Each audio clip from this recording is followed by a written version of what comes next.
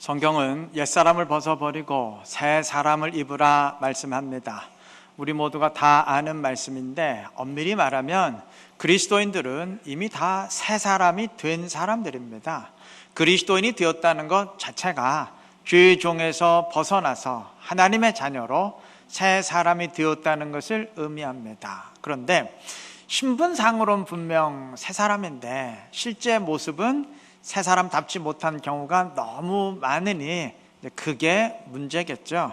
그럼 어떻게 하면 새 사람 입을 수 있을까요? 아니, 더 정확히 말하면 어떻게 하면 새 사람을 입은 그리스도인답게 살아갈 수 있을까요? 오늘 새 사람을 입으라는 그 성경의 명령을 설교 제목으로 하면서 만남과 변화라는 부제를 달았는데 이 제목에 정답이 있습니다. 만남이 있을 때 새로운 사람답게 살아갈 수 있어요. 이 만남이 누구와의 만남이겠습니까? 주님과의 만남이겠죠. 야곱이 브니엘에서 하나님과 대면했을 때 그는 야곱에서 이스라엘로 변화되었습니다. 삭개오가 예수님을 만났을 때 그는 돈 때문에 착취와 불법을 일삼던 사람에서 돈을 초월한 사람으로 변화됐습니다. 바울이 다메섹으로 가다가 예수님을 직접 만났을 때 그는 핍박자에서 사도로 아주 극과 극으로 달라졌습니다. 이 원리는 우리 모두에게 적용됩니다. 우리도 주님을 만나야 됩니다. 그때 새로운 그리스도인으로의 변화가 있을 것입니다. 물론 주님은 더 이상 눈에 보이는 모습으로는 이 땅에 계시지 않기 때문에 우리가 삭개오처럼 직접 눈으로 주님을 보며 만날 수는 없을 것입니다. 극히 예외적인 경우가 아닌 한 바울처럼 주님의 빛을 직접 볼 수도 없을 것입니다. 그러나 우리는 성령을 만나고 성령을 내 안에 모실 수 있습니다.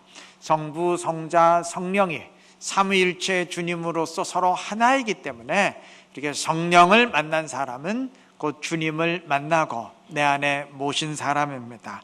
그 사람이 그리스도인다운 그리스도인으로 새롭게 변화될 수 있고 오늘 본문의 표현대로 새 사람을 입을 수 있습니다. 혹시 반문하는 사람 있을지 모르겠어요.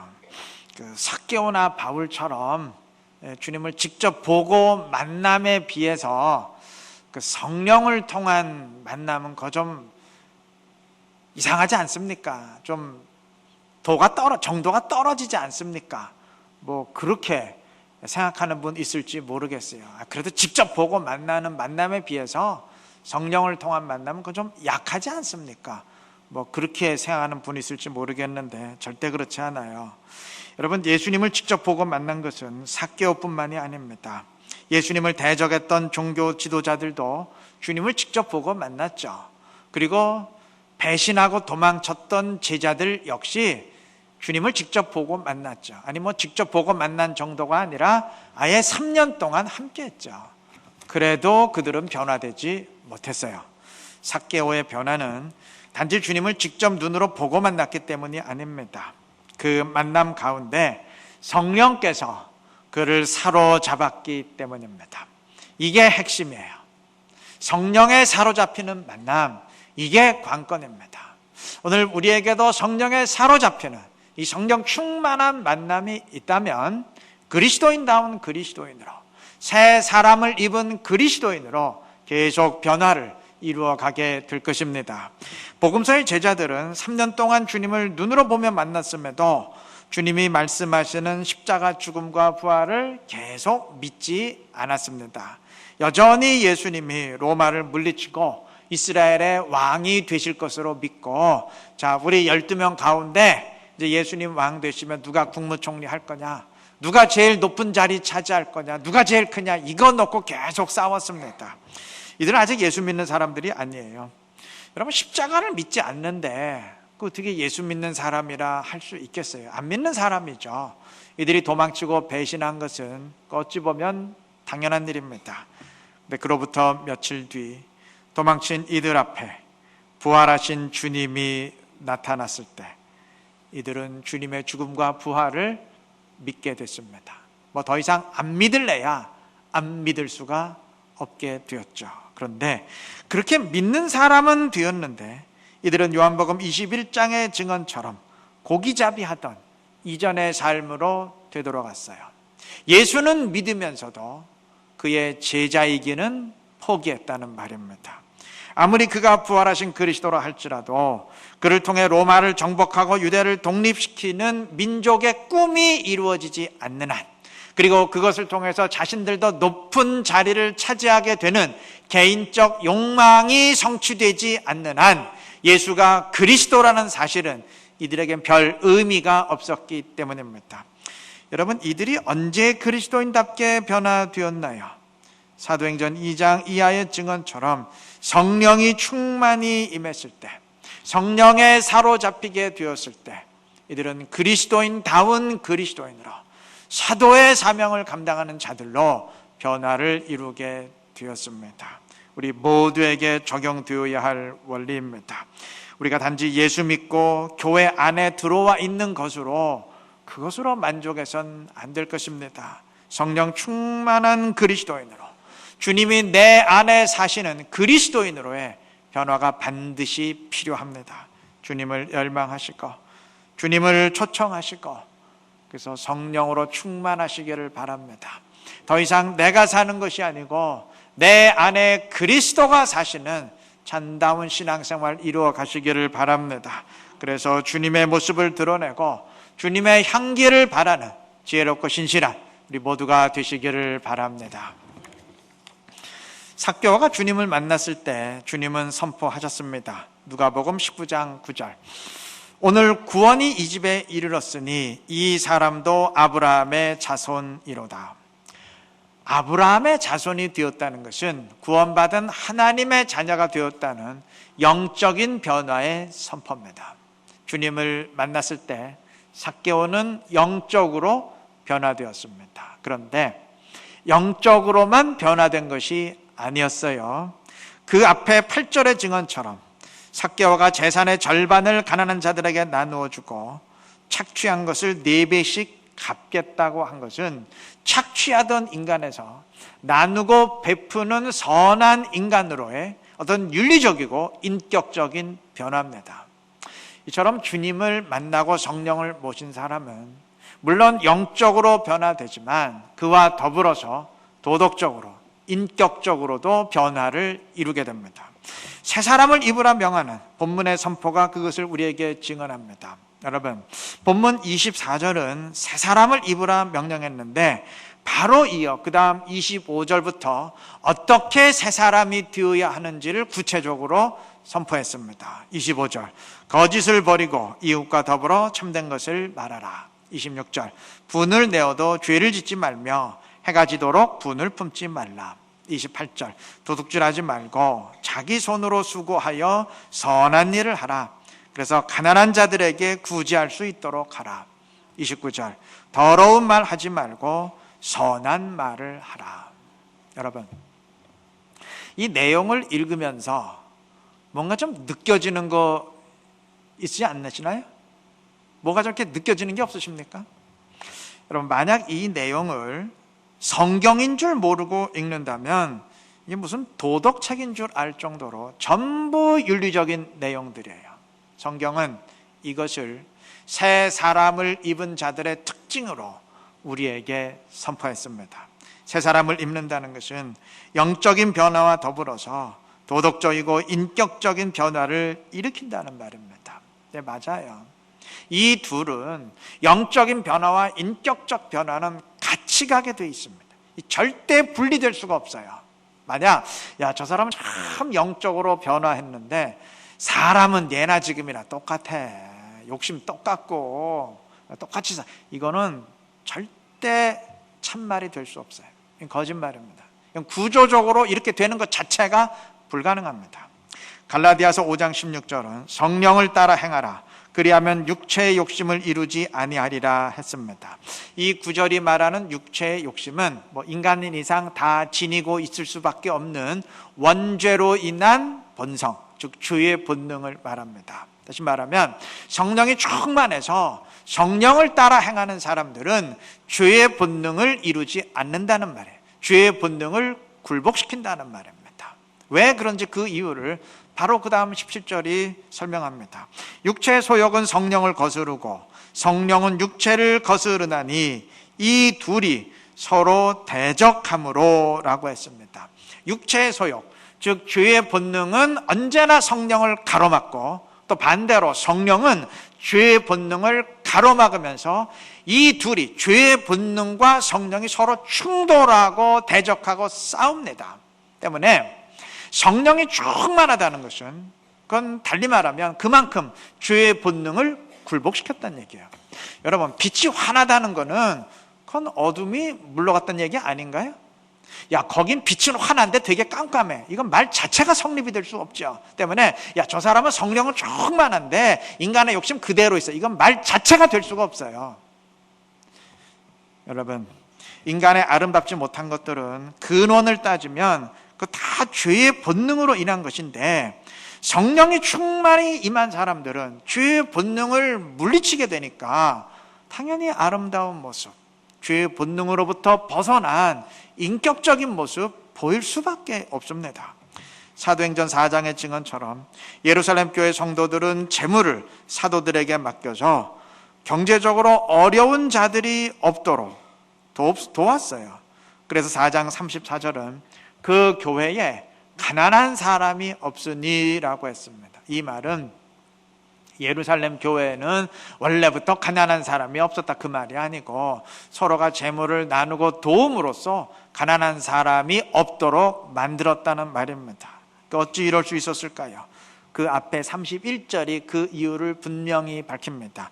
무리가 다 성령이 충만하여, 성령이 충만했기 때문입니다. 성령에 사로잡혔기 때문에 죄의 본능으로 인한 인간의 이기심 다 극복되었기 때문입니다. 여러분, 이러한 선한 모습 보이는데, 이러한 아름다운 모습으로 사는데 세상 사람들이 어찌 감동하고 칭찬하지 않을 수 있겠어요? 그래서 사도행전 2장 47절은 온 백성에게 칭송을 받으니 라고 했습니다. 이것이 성령 충만한 자들의 모습입니다. 성령이 충만하게 당연히 영적으로 변화되고, 그리고 성령이 충만하기에 그만큼 죄의 본능이 극복되어서 아름다운 모습 보이기에 세상 사람들에게도 감동을 주고 칭송을 받게 되는 것입니다. 분명 이런 질문 하시는 분 있을 거예요. 경험적으로. 목사님, 말은 이해가 되는데요, 그러면 그 성령 운동하는 사람 가운데 왜 그렇게 그 인격적이지 못한 사람, 아름답지 못한 사람 그렇게 많습니까? 저는 그래서 성령 하면 일단 거부감부터 드는데요. 이런 분 있을 거예요. 경험적으로. 여러분, 제가 분명히 정의하겠습니다. 그 사람들 절대 성령 운동하는 사람 아니에요. 그냥 은사에만 집중하는 사람들입니다. 여러분, 성령의 충만과 성령의 은사는 이건 본질적으로 다릅니다. 성령의 충만함은 말 그대로 주님 자신이 임하시는 임재입니다. 임재. 성령이 내 안에 임재하시고 내 안에 오신 거예요. 반면 성령의 은사는 주님이 주시는 선물입니다. 은사는 굳이 영어로 한다면 기프트, 선물이에요. 성령의 선물은 많이 받았는데 성령님 자신은 나와 전혀 상관이 없을 수 있어요. 이거 얼마든지 그럴 수 있습니다. 우리 사람 만나지 않고도 선물은 얼마든지 받을 수 있잖아요. 그 택배로 배달시켜서 받을 수 있잖아요. 그런 경우입니다. 여러분, 삼손이 혼자 맨손으로 사자 찢어 죽이고 자기 혼자서 블레셋 사람 1000명 때려 죽일 때, 그거 누구의 능력이겠어요? 인간의 능력으로는 절대 1대 1000으로 싸워서 못 이깁니다. 성령의 능력이죠. 삼손에게 성령의 능력, 성령의 은사는 충만히 임했어요. 그런데 성령님 자신은 삼손과 함께하지 못했습니다. 삼손이 함께하지 않았어요, 주님과. 늘 주님의 뜻을 무시하는 그러한 삶 살아가지 않습니까? 탕자가 아버지의 재산을 받아 떠났습니다. 아버지 재산을 잔뜩 받았으니까 선물은 충만히 받은 거예요. 그런데 아버지의 선물은 잔뜩 받았는데 아버지와 함께하지는 않았죠. 아버지를 떠났습니다. 이러한 사람들 굉장히 많아요. 고린도 교회도 그러해요. 고린도 교회는 고린도전서 1장 6절이 모든 은사에 부족함이 없다고 말할 정도로 영적 은사를 충만히 받은 교회였어요. 그런데 은사는 그렇게 충만했는데 온갖 아름답지 못한 모습 다 보여서 가장 심하게 책망받는 사람들이 되었습니다. 은사는 충만했지만 성령님 자신은 그 안에 모시지 않았기 때문입니다. 바꿔 말하면 내 안에 성령이 계시지 않아도, 내 안에 주님이 계시지 않아도 얼마든지 주님의 선물은 받을 수 있고, 그래서 신비한 능력과 현상도 얼마든지 체험할 수 있다는 말입니다. 그래서 그 모든 은사에도 불구하고 주님 자신이 내 안에 계시지 않기 때문에 인간의 죄의 본능이 그대로 있고, 그 죄의 본능으로 인한 온갖 지저분한 모습 다 보일 수도 있다는 말입니다. 성령 하는데 인격적으로 엉망인 이유가 이 때문이에요. 주님 자신은 모시지 않고 그저 선물에만 집중했기 때문입니다. 여러분, 하나님이 주시는 선물도 물론 받아야 되겠지만 하나님 자신을 내 안에 모셔야 됩니다. 주님이 주시는 그 어떤 것에만 집중하는 우리가 되어서는 안 되고, 주님을 통해 얻는 그 무엇이 아니라 주님 자신을 초청하고 주님 자신을 내 안에 모시는 그런 우리가 되시기를 바랍니다. 그래서 영적으로도 성장하고 죄의 본능을 극복한 아름다운 모습을 통해 인격적으로도 성장하고, 그래서 하나님께도 칭찬받고 사람에게도 칭찬받을 수 있는 지혜롭고 신실한 우리 이루는 게 모든 성도님들 되시기를 바랍니다. 일본의 여류 작가 시오노 나나미가 쓴 로마인 이야기라는 아주 유명한 대작이 있어요. 전체 15권으로 출판이 됐는데, 그 가운데 제14권의 그 책 제목이 그리스도의 승리입니다. 이 핍박을 받던 교회가 로마를 통제할 정도로 막강한 힘을 쥐게 되었으니까 가히 세상 사람들의 눈으로 볼 땐 교회의 승리, 그리스도의 승리가 맞겠죠. 자, 그런데 흔히 우리가 AD 313년 콘스탄티누스 황제가 기독교를 로마의 국교로 공인했다고 말하는데, 사실 국교로 공인한 것은 아니고 기독교를 믿을 수 있는 그 종교의 자유를 허락해 준 것입니다. 그 이전까지는 신앙의 자유가 없어서 예수를 믿으면 핍박을 당했는데, 이때부터는 믿고 싶은 사람은 다 믿을 수 있도록 허용을 해준 겁니다. 사실 콘스탄티누스 황제 자신은 이 사람이 예수를 믿는 사람이었는지 안 믿는 사람인지도 불분명해요. 이 사람은 통치 기간 내내 비기독교인으로 살다가 죽기 직전에야 겨우 세례를 받았습니다. 그런데도 콘스탄티누스 황제가 기독교를 공인했다고 알려진 이유는 이 사람이 기독교에 대한 아주 전폭적인 지원을 아끼지 않았어요. 그래서 교회의 위상이 이 황제 때 완전히 달라졌기 때문입니다. 그럼 이 사람은 무엇 때문에 그렇게 교회를 전폭적으로 지원해 줬을까요? 시오노 나나미는 이것을 정치적 목적으로 해석했습니다.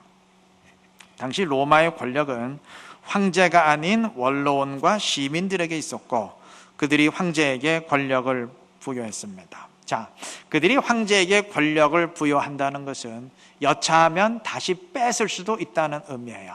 실제로 그런 일이 왕왕 있었고, 폐위시키거나 가장 흔한 방법이 독살이었습니다. 콘스탄티누스 황제는 이 권력을 자신에게로 온전히 가져오고 싶었어요. 권력자들은 다 똑같은 마음이겠죠. 그래서 이용한 것이 기독교입니다. 지금까지는 황제에게 권력을 맡기고 빼앗을 수 있는 권한이 인간에게 있었지만, 기독교 교리를 통하면 아예 이 권한 자체를 하나님에게 부여하게 됩니다. 그런데 하나님은 눈에 보이지 않아요. 인간은 신의 뜻을 알 수 없는데 그 하나님의 뜻을 누가 선포해 주느냐? 교회와 성직자들이 선포합니다. 자, 그러니까 황제의 입장에서는 교회와 성직자들만 잘 구워 삶아서 하나님의 뜻을 그저 황제에게 유리하도록, 그저 황제가 원하는 대로만 선포해 주면 그 어떤 인간으로부터 벗어나서, 어떤 간섭으로부터 벗어나서 자기 마음대로 권력을 휘두를 수 있는 것이었어요. 그러한 이유에서 콘스탄티누스 황제는 교회와 주교들을 전폭적으로 지원했습니다. 주교들은 자기들을 전폭적으로 밀어주는 황제가 좋으면 좋았지 싫을 이유가 없어요. 자, 그러니까 교회는 교회대로 힘을 주게 되고 황제가 무한정 밀어주니까 좋고, 또 황제는 황제대로 기독교를 등에 업고 자기 마음대로 권력을 휘두를 수 있으니까 좋고, 그러니까 누이 좋고 매우 좋은 시기죠.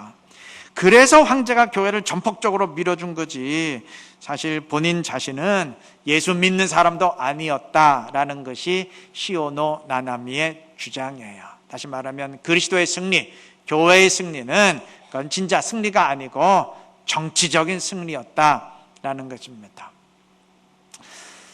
저는 이 책을 반박할 만한 지식이 없습니다. 저는 교회 역사학자도 아니고 전 잘 몰라요. 그런데 저는 이 책을 읽으면서 그래, 그거는 승리가 아닐 수 있다. 그런데 이게 진정한 그리스도와 교회의 승리였다 하는 것을 하나 발견했습니다.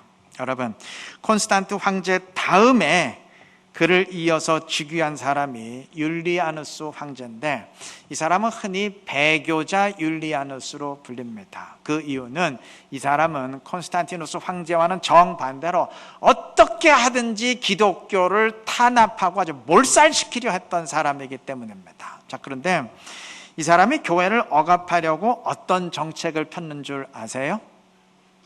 사람은 로마의 가난하고 상처받은 사람들을 위로하고 돕는 정책을 대대적으로 폈습니다. 아마 질문하실 거예요. 아니, 교회를 몰살시키려면 예수 믿는 사람을 체포하고 죽이든지 박해를 해야지, 왜 뜬금없이 자선 정책을 이렇게 대대적으로 폈다는 얘기는 하실 텐데, 특별한 이유가 있어요. 당시 그리스도인들은 그 수가 많지 않았음에도 로마 사회에 정신적인 흐름을 지배하고 있었습니다.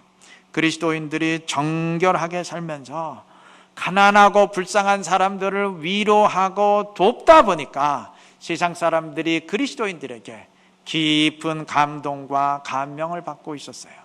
예수를 믿지는 않아도, 저 예수 믿는 사람들은 우리와는 다르다, 일반 사람들과는 다르다, 이라는 권위를 부여하고 있었습니다. 율리아누스 황제의 입장에선 교회를 탄압하고 무력화시키려면 일단 이러한 정신적 흐름부터 바꿔야 됐습니다.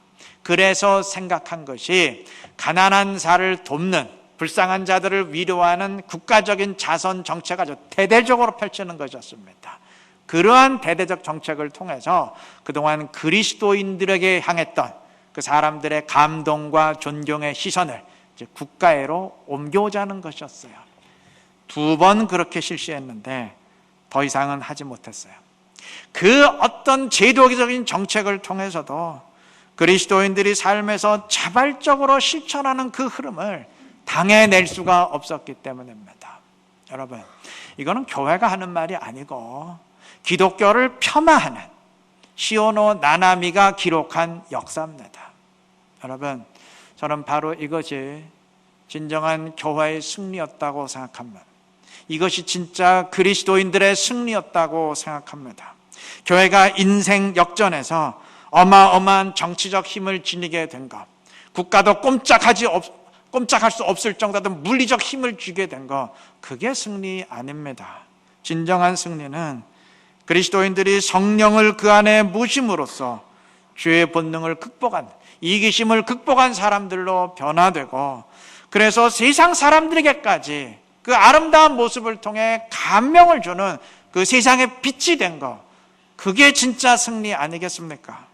성령을 모신 사람, 성령으로 충만한 사람은 죄의 본능을 극복하기에 선한 인격의 모습이 드러날 수밖에 없고, 그래서 세상 사람들에게도 감동을 줄 수밖에 없습니다. 그리고 그러한 흐름이 결국 복음의 문을 활짝 열게 만드는 것입니다. 초대교회 역사가 그러했고, 우리 조선에 들어왔던 초창기 기독교의 역사가 또한 그러했습니다.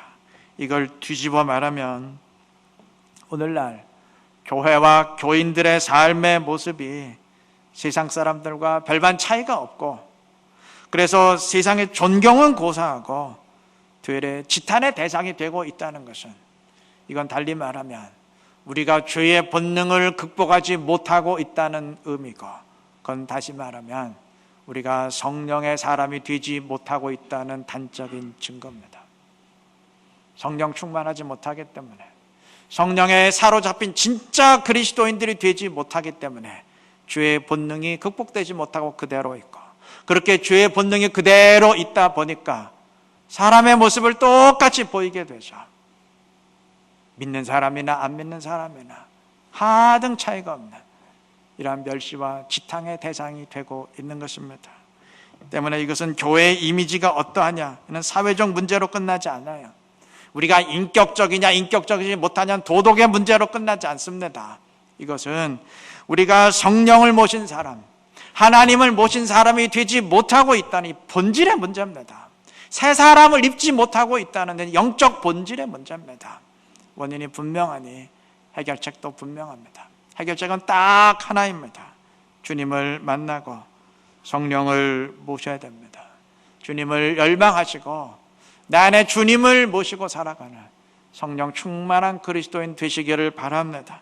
그래서 죄의 본능을 물리치는 그리스도인으로서 영적으로도 물론 성장하고 그리고 인격적으로도 아름답게 변화돼서 하나님께도 물론 칭찬받고 그리고 세상의 사람들에게도 감동을 주고 칭송을 받을 수 있는 지혜롭고 신실한 우리 이루는 게 모든 성도님들 되시기를 그리스도의 이름으로 축원합니다.